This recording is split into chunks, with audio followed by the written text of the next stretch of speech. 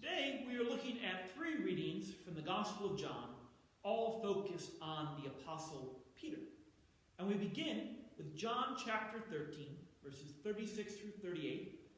This is an exchange between Peter and Jesus at the Last Supper.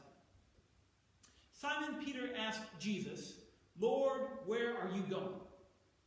Jesus replied, "Where I am going, you cannot follow now, but you will follow later." Peter asked, "Lord, why can't I follow you now? I will lay down my life for you."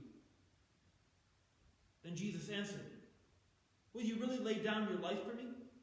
Very truly I tell you, before the rooster crows, you will disown me 3 times." And now we move forward a bit in the Gospel of John to John chapter 18, verses 15 through 27. And Jesus has been arrested. While Jesus was arrested, Peter actually cut off the ear of the servant of the high priest. And Jesus actually healed that servant of the high priest and told Peter to put his sword away. But then Simon Peter and another disciple, we think it was John, continued to follow Jesus. And there are 2 people mentioned here, both as the high priest, Annas and Caiaphas.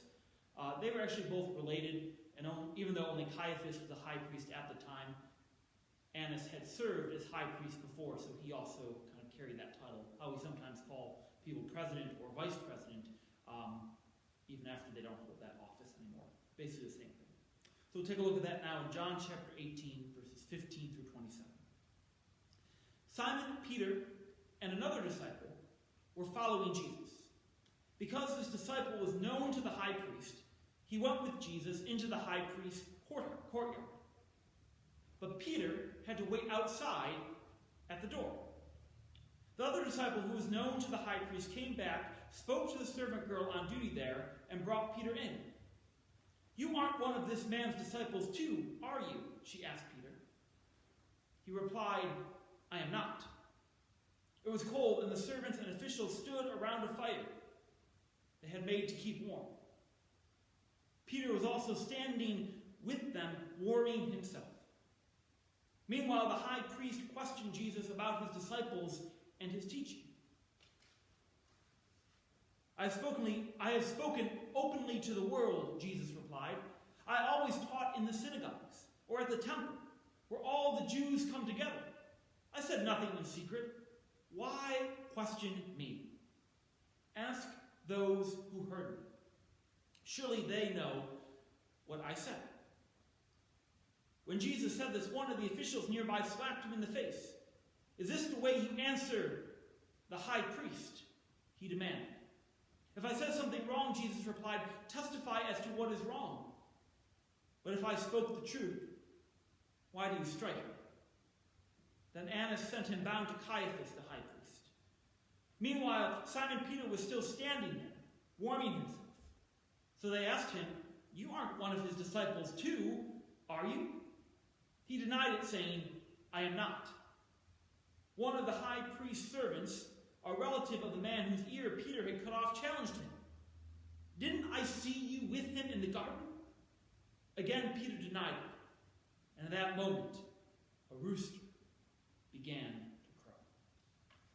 And now we go even farther in the Gospel of John, to a point after Jesus' resurrection, John chapter 21, verses 15 through 19. And here, Jesus, now risen from the dead, appears to his disciples by the Sea of Galilee. But he makes a special note to take Peter aside in our reading here today, which is John 21, 15 through 19. When they had finished eating, Jesus said to Simon Peter, "Simon, son of John, do you love me more than these?" "Yes, Lord," he said, "you know that I love you." Jesus said, "Feed my lambs." Again, Jesus said, "Simon, son of John, do you love me?"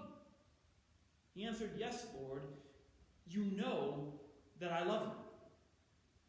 Jesus said, "Take care of my sheep." The third time he said to him, "Simon, son of John, do you love me?" Peter was hurt because Jesus asked him the third time, "Do you love me?" He said, Lord, you know all things. You know that I love you. Jesus said, feed my sheep. Very truly, I tell you, when you were younger, you dressed yourself and went where you wanted. But when you are old, you will stretch out your hands, and someone else will dress you and lead you where you do not want to go. Jesus said this to indicate the kind of death by which Peter would glorify God. Then he said to him, follow me.